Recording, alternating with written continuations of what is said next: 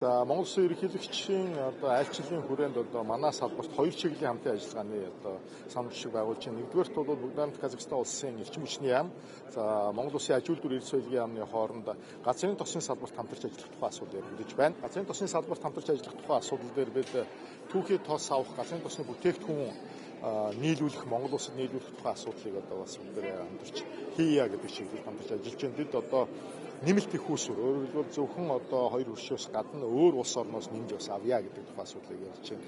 Энэ улс бол үндсэндээ бас газрын тосны салбарт манайтай хамгийн ойрхон байгаа нэлийн амжилттай явж байгаа улсууд байна. За хоёрдугаарт бол цөмийн эрчим хүч. Цөмийн эрчим хүчний хүрээнд бид энэ Казахстан улс бол дэлхийн номер 1 орн шүү дээ. Түүхий дээр хангах чиглэлд.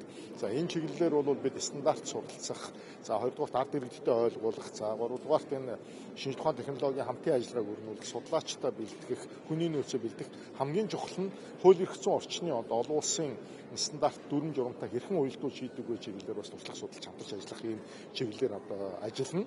За энэ хүрээнд бол бид бас Казахстаны цөмийн эрчим хүчний агентлагтай бас хамтарсан ажиллагааны санамж жижиг байгуулж байна.